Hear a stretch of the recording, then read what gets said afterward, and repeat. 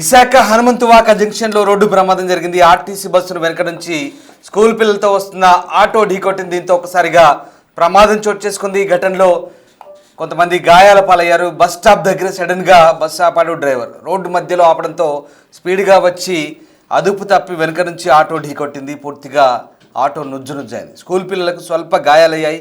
రద్దీగా ఉండే జంక్షన్లో ప్రమాదంతో ఒకసారిగా విశాఖ వాసులు ఉలిక్కిపడ్డ దానికి సంబంధించిన దృశ్యాలు మనం చూస్తూ ఉన్నాం. విశాఖలో జరిగిన రోడ్డు ప్రమాదానికి సంబంధించిన దృశ్యాలు. అయితే ఈ ఆటో కంప్లీట్గా స్కూల్ పిల్లలతో ఉంది. స్కూల్ పిల్లలతో వెళ్తున్న ఈ ఆటో పూర్తిగా ప్రమాదానికి గురైన పరిస్థితి. హనుమంతువాక జంక్షన్లో జరిగిన ఈ రోడ్డు ప్రమాదానికి సంబంధించిన డిస్టర్బింగ్ విజువల్స్ అవి. స్కూల్ పిల్లలతో వెళ్తున్న ఆటో ఒక్కసారిగా సడన్గా ఆగినటువంటి బస్సును ఢీకొట్టడంతో ఈ ప్రమాదం జరిగింది. శనివారం ఉదయం త్రుటిలో భారీ ప్రమాదం అయితే తప్పింది. స్కూల్ పిల్లలతో వెళ్తున్న ఆటో ఎదురుగా ఉన్న ఆర్టీసీ బస్సును వెనక నుంచి బలంగా ఢీకొట్టింది. బస్ స్టాప్ దగ్గర ప్రయాణికులను ఎక్కించుకోవడానికి ఆర్టీసీ బస్సు డ్రైవర్ ఒక్కసారిగా రోడ్డు మధ్యలో బస్సును నిలిపివేయడమే ఈ ప్రమాదానికి కారణంగా తెలుస్తోంది. బస్సు సడన్ బ్రేక్ వేయడంతో వెనుక వస్తున్న ఆటో డ్రైవర్ అదుపు చేయలేకపోయాడు. ఫలితంగా ఆటో బస్సు వెనుక భాగాన్ని చాలా బలంగా ఢీకొట్టింది. చూడొచ్చు ఆ ఆటో పూర్తిగా ఎలా నుజ్జునుజ్జైందో. ప్రమాద సమయంలో ఆటోలో పాఠశాల విద్యార్థులు ఉండడంతో స్థానికులు ఒక్కసారిగా భయాందోళనకు గురయ్యారు. అయితే అదృశ్యవశాత్తు పిల్లలందరికీ చిన్న చిన్న గాయాలతో పెద్ద ప్రమాదం అయితే తప్పడంతో అందరూ ఊపిరి పీల్చుకున్నారు. స్థానికులు వెంటనే స్పందించి పిల్లలను ఆటో నుంచి బయటకు తీసి ప్రాథమిక చికిత్స అందించారు. రోడ్డు మధ్యలో బస్సులను నిలిపేస్తూ ప్రయాణికుల ప్రాణాలతో చెలగాటమాడుతున్న డ్రైవర్లపై కఠిన చర్యలు తీసుకోవాలని స్థానికులు అయితే డిమాండ్ చేస్తున్న పరిస్థితి కనబడుతుంది. మీకు ఈ దృశ్యాలు చూస్తుంటే ఆటో ప్రమాద తీవ్రత ఎంతలా ఉందో అర్థమవుతుంది. నిజంగా ఎంత దారుణంగా ఆ ప్రమాదం జరిగిందో మనం ఆటోని బట్టి అర్థం చేసుకోవచ్చు. కానీ విషయం వింటుంటే ఒక బస్సును ఆటో ఢీకొట్టడం పెద్ద ప్రమాదమేం కాదు అని చాలా తేలిగ్గా తీసుకుంటారేమో, కానీ ఇక్కడ తేలిగ్గా తీసుకోవాల్సిన విషయం కాదు ఇది. దాంతోపాటు ఈ బస్సు ఘటనకు సంబంధించి ఇక్కడ విద్యార్థులు ఉన్నారు, స్కూల్ విద్యార్థులు ఉన్నారు. వీళ్ళంతా కూడా స్కూల్ విద్యార్థులు వాళ్ళంతా కూడా స్కూల్కి వెళ్తున్న సమయం. ఒకవేళ జరగరాని ప్రమాదం ఏదైనా జరిగితే విశాఖలో నిన్నటి రోజు మనం చాలా పెద్ద ప్రమాదానికి సంబంధించిన వార్త వినాల్సి వచ్చేది. అంత తేలిగ్గా తీసుకోవాల్సిన విషయం కాదు. సడన్గా బస్సును మధ్యలో ఆపుతూ ఇలా ఇన్డిసిప్లిన్గా పూర్తిగా ప్రయాణికుల్ని ఎక్కించేటప్పుడు దిగేటప్పుడు ఎక్కడ పడితే అక్కడ బస్సులు ఆపడము, లేదా రోడ్ల మధ్యలో ఈ సిటీ బస్ సర్వీసులు అనేవి ఒక రకంగా ప్రమాదకారకాలుగా తయారవుతాయనడానికి ఇదే ఉదాహరణ. కేవలం విశాఖకే పరిమితం కాలేదు, హైదరాబాద్లో మరీ దారుణంగా ఉంటుంది. హైదరాబాద్లో అదే పరిస్థితి. బస్ స్టాప్ బస్సు బేలోకి కూడా రాదు సరిగ్గా. అక్కడే మధ్యలో రోడ్డు పైనే ఆపుతాడు. క్షణాల పాటు సెకండ్ల పాటు ఆపుతారు. పూర్తిగా ఎక్కకముందే వెళ్ళిపోతుంటారు, దిగకముందుకే రన్ అవుతుంటుంది బస్సు. అంటే అది ఎలా ఉంటుందంటే నిత్యం సిటీ బస్సుల్లో ఎక్కాలన్నా దిగాలన్నా ఒక నరకప్రాయంగా ఉంటుంది.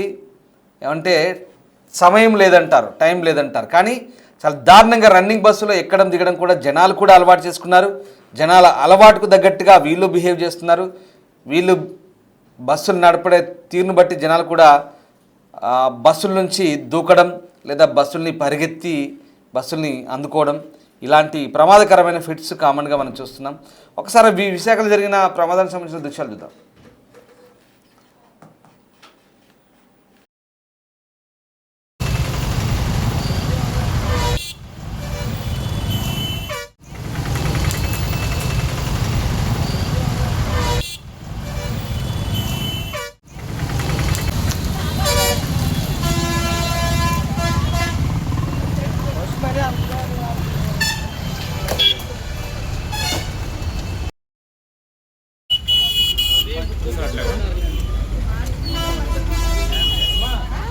అమ్మ ముక్కులోంచి బ్లడ్ వస్తుంది. అమ్మ నీళ్ళు పట్టించి తల్లి, ముక్కులోంచి బ్లడ్ వస్తుంది. రైట్. ప్రమాద సమయంలో ఆ ఆటోలో పాఠశాల విద్యార్థులు ఉన్నారు. పాఠశాల విద్యార్థులు ఉండడంతో స్థానికంగా ఒకసారిగా కలకలం రేగింది. వీళ్ళంతా కూడా చిన్న చిన్న గాయాలతో బయటపడ్డారు. ఇది సడన్గా బస్సు బ్రేక్ వేయడం ద్వారా రోడ్డు మధ్యలో సడన్గా పద్ధతి పాడు లేకుండా డ్రైవ్ చేస్తూ రోడ్డు మధ్యలో ఆపడం ద్వారా జరిగిన ప్రమాదం ఇది. దీనికి ఎవరు బాధ్యులు? ఒకవేళ నిన్న కనుక జరగరాంది ఏదైనా జరుగుంటే నిన్నటి రోజు విశాఖ సంబంధించి ఒక దురదృష్టకరమైన వార్తగా మనం భావించాల్సి ఉండేది. కానీ అదృష్టవశాత్తు పిల్లలు బయటపడ్డారు, స్వల్ప గాయాలతో బయటపడ్డారు. పిల్లలంతా కూడా ఏడుస్తున్నారు, భయభ్రాంతులకు గురయ్యారు, ఒకసారిగా ఆందోళనకు గురయ్యారు. పిల్లల తల్లిదండ్రులు కూడా భయపడుతున్నారు. ఇలా ఆర్టీసీ సిటీ బస్ సర్వీసులు అడ్డగోలుగా అడ్డదిడ్డంగా ప్రయాణం చేస్తూ ప్రయాణికుల గమ్యస్థానాలకు చేర్చే క్రమంలో ఇలా ఎక్కడ పడితే అక్కడ ఆపడంతో ఇలాంటి ప్రమాదాలు జరుగుతున్నాయి.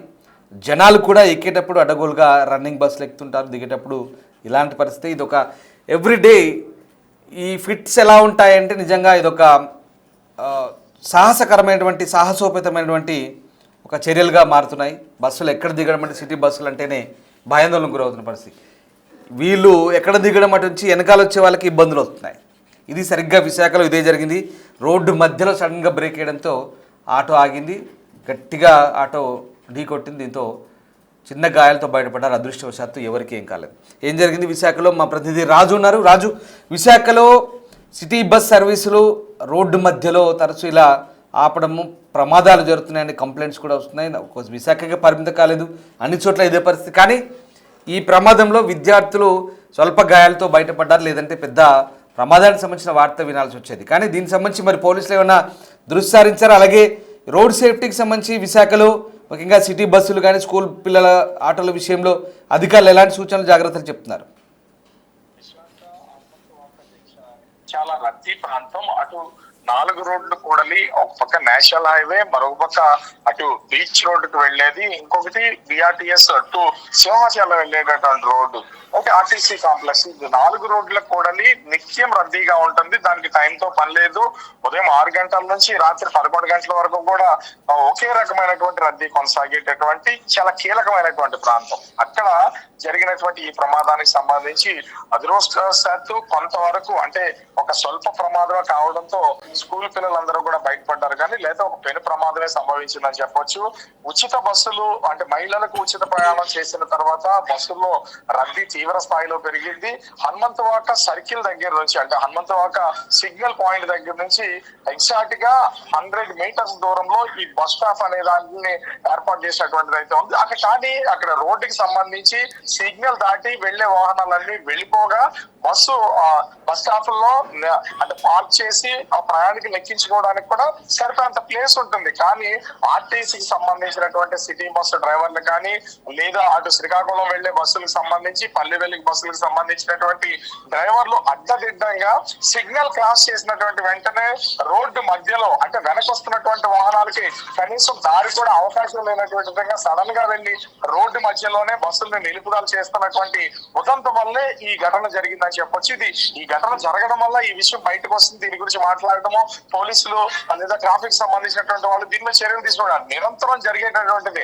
కానీ బస్ స్టాప్ దగ్గర కొంత స్పేస్ ఉన్నా కూడా ఆర్టీసీ డ్రైవర్లు ఆ బస్సుని కొంత అంటే ఆ బస్ స్టాప్ వరకు తీసుకుని వెళ్లి ప్రయాణికులు ఎక్కించుకునేంత సహనం ఓపిక ఖచ్చితంగా నశిస్తుంది. ఇది ఒక్క బస్ స్టాప్ దగ్గరే కాదు, అన్ని చోట్ల కూడా ఇదే విధమైనటువంటి పరిస్థితులు అయితే ఉన్నాయి. కానీ ప్రయాణికులు ఎక్కించుకుంటున్నటువంటి సమయంలో ఒక్కసారిగా బస్సుని ఎక్కించుకోవడానికి ఆ రోడ్డు మధ్యలోనే ఆ సడన్ బ్రేక్ చేసి బస్సు ఆపినటువంటి నేపథ్యంలో వెనకొస్తున్నటువంటి ఆటో ఆ బస్సుకు ఢీకొనడం ఒక్కసారిగా అందులో ఉన్నటువంటి పిల్లలు కుదుపుకు గురయ్యి స్వల్ప గాయాలతో బయటపడ్డారు. అలా కాకుండా ఆటోను కూడా అంటే బస్సుని ఆటో ఢీకొనడం, ఆటో వెనక ఏదైనా భారీ వాహనం కనుక వచ్చింది ఖచ్చితంగా ఆటోని ఢీకొని ఉంటే ఒక పెను ప్రమాదమే సంభవించే అవకాశం అయితే ఉంటుంది. ఎందుకంటే ఆ ఆటోల్లో చిన్నపిల్లలు వెళ్తూ ఉంటారు. ఇంచుమించుగా 8 నుంచి 10-12 మందిని ఆటో డ్రైవర్లు ఎక్కించుకుని తీసుకెళ్తూ ఉంటారు.